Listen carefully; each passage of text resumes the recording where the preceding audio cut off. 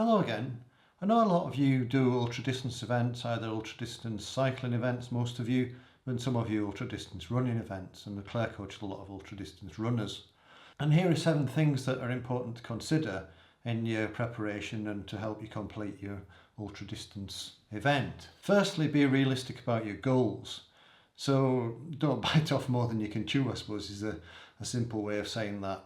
And in that I mean aim for a realistic time for your event as well as aiming for a realistic distance. So pick an event taking account of the duration that you've got available as well as the distance, and be realistic about the pace. So don't set off too fast, because particularly in running events it's very hard to recover. In cycling events it's not so bad because you can go quite a lot slower if it's not super hilly. On a fairly flat course you can recover from going out too fast, particularly if it's a long event where you've got plenty of time to go slow for a bit or even stop and get something to eat. So don't go too fast, but also don't go too slow. And it's not immediately obvious, but going too slow can be a bit of a problem. If you go too slow, you're out there for a lot longer, you've got to look after yourself for a lot longer. If you've got a time limit, you've got less breaks, less time for breaks, less time for going to the toilet, less time for stopping if you need to eat something, less time at control points. So sometimes it's better to go a little bit faster. Don't be too cautious, don't be overly cautious, but obviously don't be stupid about it. And by going that little bit faster, you've got space to add a bit of flexibility to your routine. So just consider what's the most appropriate pace for you, for your event, your level of fitness, and to complete it according to your goals. Secondly, build up with stepping stone events where you can practice all your systems, practice your eating, practice your drinking, make sure all your kit works. It's much better to make mistakes when you're just outside your comfort zone rather than when you're right on your limit. And I say just outside your comfort zone because you're unlikely to make mistakes if you're in your comfort zone. You're much less likely to make a mistake if you're comfortable about things, you think you've got plenty of time, you're not tired, you're not hungry.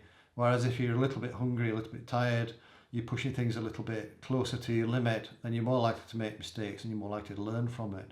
So make sure that your practice events, your stepping stone events, are quite hard but not super hard. You're just pushing your limits a little bit and building up step by step towards your main event. Number 3, nutrition is surprisingly important. It's amazing how much difference eating more can make. And within reason, the more you eat, the better you'll be. The more you eat, the more successful you'll be. The more you eat, the more speed you'll be able to sustain, and the longer you'll be able to sustain that speed. So having a good nutrition plan, practicing training your gut to be able to absorb the number of calories that you need, the maximum number of calories, and that can be like over 90 grams of carbohydrates per hour. So getting on for 400 calories an hour, which is a hell of a lot. Test it out for yourself, but probably what you'll find is the more you eat, the longer you can keep going and the faster you can go for longer. And you can train yourself to eat more or to digest more. So practicing during your test events and during certain of your training events, your training rides, your training runs, and train your body to stomach a lot of food is really important and really useful. Because if you don't train your gut properly, then you just make yourself sick. And if you're sick, you're not getting any food down. So training for nutrition and getting some appropriate nutrition that works well for you is really important. And one of the tips that Jenny Graham has is to get lots of different textures, because sometimes you get a bit sick of a certain textures, particularly say you're trying to fuel yourself on gels for a 3-day event or a 2-week event. Well, it's not really going to work. Well, partly because you can't carry enough gels. I mean, they're pretty heavy and you're going to have to rely on buying things from shops. But even if you can carry gels, you sometimes get sick of them, and therefore it's better to have something with a different texture, like sandwiches. Peanut butter sandwiches can work really well. Just basic food that you like to eat. And remember that different foods work differently when you're tired, or you feel different about different foods when you're tired. Something that might taste really nice when you're feeling good and sat in front of the telly, in front of the fire on a Sunday afternoon relaxing, might not taste so good when you've been sat on your bike or running for 12 hours or something like that. But one tip actually that we've found, Claire and I have found, is that caffeine gels make a huge difference. So caffeine can make a huge difference. It's like magic. When you're really tired, having a caffeine gel is just like a big boost in energy, and can keep you going for a good bit. So it's worth having a few caffeine gels in reserve and know exactly where they are, because it's important when you're tired to be able to access the food that you need. That's one of the skills that you need to practice and work out your logistics of how your equipment works. Because if you don't know where the food is that you need, you might think, oh, just skip it. I've fallen foul to this myself. I did a long event called the Scottish Island Peaks Race, which is a sailing and running race around the islands, the Scottish Islands on the west of Scotland. The teams are 5 people, 3 sailors and 2 runners, and I was one of the runners. And towards the end of one of the runs, I think it was about 20 miles up a hill called Benmore on the Isle of Mull, I was really struggling, and I needed some food, but I couldn't find my food. It had ended up in the bottom of a rucksack. You had to carry a rucksack with your kit in it. And in the end, I didn't eat it. I thought, oh, it's only 3 miles to go. I'll have no problem. So 3 miles, 5 kilometres. But I did have a problem. I was really tired. And the crew of the boat, when I got back on the boat after the run, they thought, oh God, he'll never recover to do the next run. This was the first run. And I did. I just stuffed myself silly with lots of flapjack and stuff. And then we had a great run on Jura, the Isle of Jura. So I was lucky to get away with it, but it did slow us down quite a lot, those last 5 kilometres of that first leg. So I can speak from personal experience that know where your food is and make it accessible and have a variety of options for what you want to eat. Tip number 4 is stay hydrated. You need to be hydrated because your performance goes down if you don't drink enough, but you can also get overhydrated, so you just have to drink enough. I mean, hydration is another way of getting in some calories if you use drink mixes, carbohydrate drink mixes. And if you're struggling to eat, then a drink can often work quite well. So you need to stay hydrated. You might not replace all the liquids that you're losing in a very hot day and a long event, but you need to replace the majority of them. So think about that, how you're going to carry the hydration, think about the weight of it, and how does it trade off with your performance. So hydration's a big one. Practice it, get the right stuff. Hydration packs on your back can be quite good, but they obviously don't allow you to sweat quite as freely. If you're on a bike, bottles can be quite good, but they limit storage space if you want to use a frame pack, if you've got a very small frame. But then again, it's easy to get a bottle filled. So there are lots of options and you have to test them. And that brings us on to number 5, get the right gear, make sure it works for you. So the right gear might not be the most expensive kit, it's what works for you. So think about how you like to ride your bike or how you like to run, and what are your particular needs, and what are your particular needs for that specific event. Can you get away with a small amount of stuff? Do you need to carry sleeping equipment? What type of safety equipment are you going to need?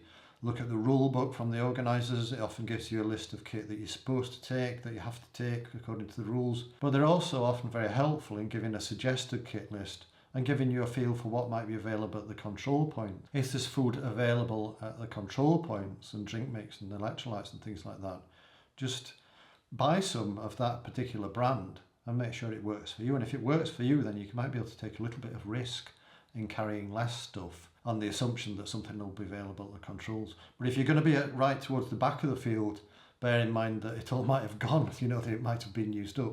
So yeah, it's a bit of a balancing act. There's always some risk involved in these things and a bit of compromise.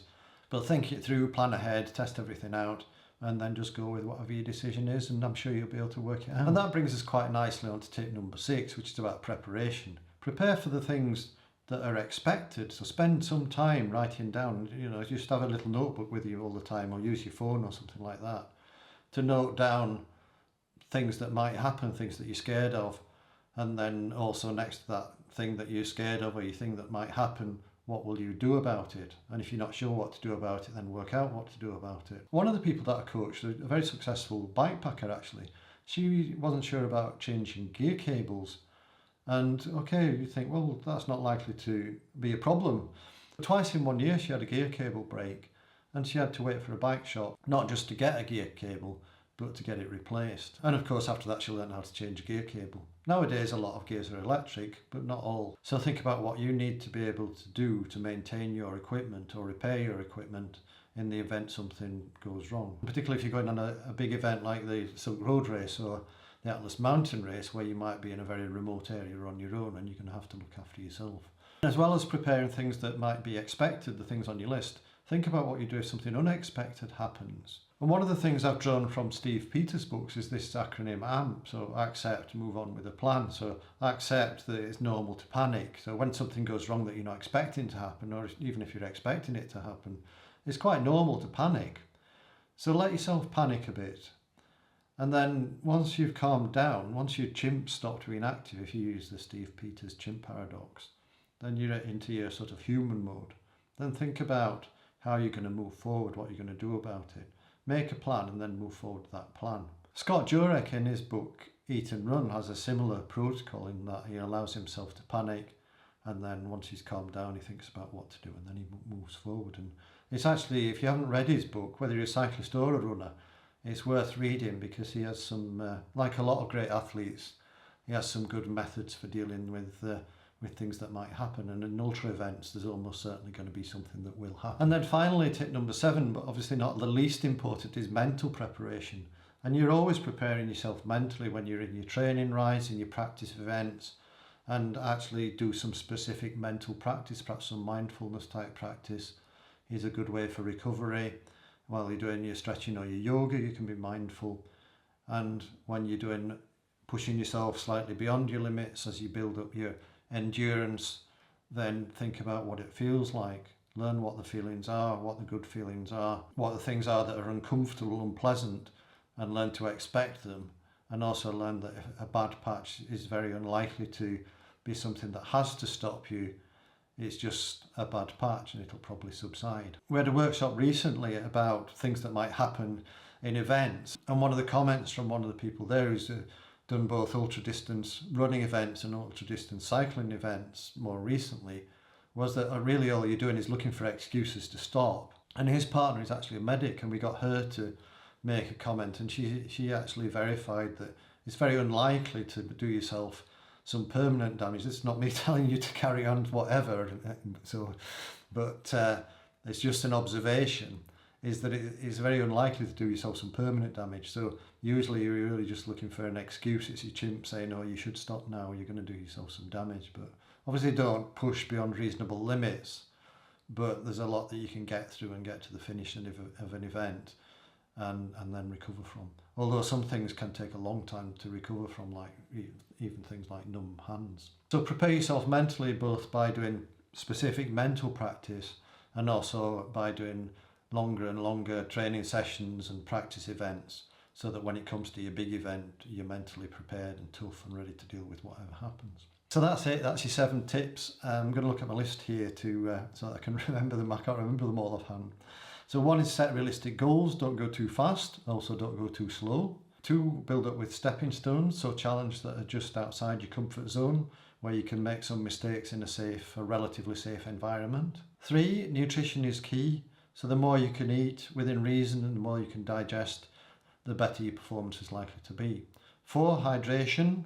So make sure you drink enough. You don't have to replace all the fluid that you're sweating out. You just have to replace a good proportion of it. Remember that if you get dehydrated, your performance will go down. It can be quite dangerous, but it's arguably more dangerous to be overhydrated and risk hyponatremia. 5, get the right gear, test it, make sure it's the right gear for you and your event, and adapt the gear that you've got. It might not be perfect for you, but you can adapt it to be better. You can often adapt off-the-shelf stuff to be better for you, for your specific needs.